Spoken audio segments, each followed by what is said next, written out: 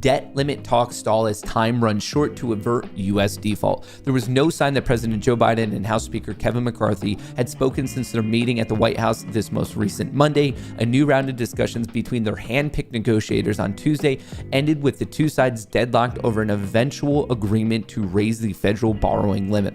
House Republicans escalated their accusations that Biden lacked urgency in negotiations, while a Democratic aide called McCarthy unwilling to compromise across a wide spectrum of disputed points, threatening the legislative proposal of a deal. If a default does occur, economists project it could throw the U.S. into recession, with widespread job losses and other economic consequences spilling into the coming election year. I don't think anyone's surprised by that. But what I do want to talk about with all of you is this concept of when the debt limit negotiations come to an end, compromises are made, we figure it all out, and we kick the can down the road. Do you think the market's going to go up, or do you think it's going to go down? At first, your knee-jerk reaction might be, well, yeah, of course we're going to go up. That's good news. We're taking an uncertainty out of the market, and we don't have to worry about the U.S. defaulting. That's a fair thought. But if you go back to the last time that there was like major issues with the debt ceiling, you're going to be talking about 2011. In 2011, there was a momentary pop. Please fact check me on this one. I believe it lasted for about 2 days. After that, the market actually continued to sell.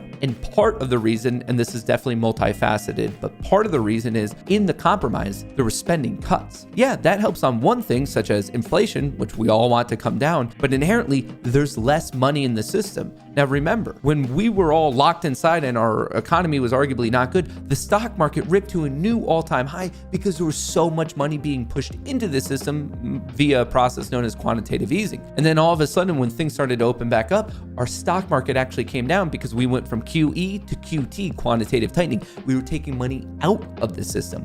So right here, yeah, when you do government spending cuts, that definitely helps with spending. But in terms of the stock market, it's literally less money. It's less spending. So obviously that was the last major one. And I think it's just food for thought. And I would love to get your thoughts. Let me know in a comment. I'm here to talk about it with all of you. You can be like, well, hang on, man. I was looking at it and like, yeah, 2011 was the last major fight, but then what happened in 2013? In 2013, it wasn't as confrontational, if you will, but also in those ones, when they negotiated and it was solved, then the market actually did pop. So we do have some conflicting data. I would argue that 2011 is much more similar to our current situation than 2013. But even with that, when you're comparing all of the three, there's clear nuances. So for example, in 2011, the unemployment rate was double, triple, 2.5x where we are right now. So it's not perfectly comparing apples to apples. So I just wanted to throw that out there and just give you something to maybe mull over and just understand that as soon as it is announced or it isn't announced, that's a pretty clear bearish play. But if they do come to some sort of resolution, which I wholeheartedly believe, that doesn't necessarily mean we should be like degenerately YOLOing into calls, because history tells us a little bit of a different story. Maybe it's not as such a slam dunk play as you would think it is. But anyway, with all that being said, would love to get your thoughts, would love to chat about it because we do have a little bit of extra time this morning. So where's everyone else at on that? I wanted to share some facts. Politico did a really good write-up on it. So where are you cool cats and kittens on that?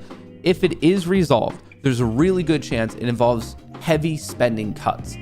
Heavy spending cuts, not so good for the stock market, but it is good for an inflation. So as I was alluding to before when we were starting this, like the complexity here of everything interconnected, I actually find it to be really interesting, but I want to know where you guys are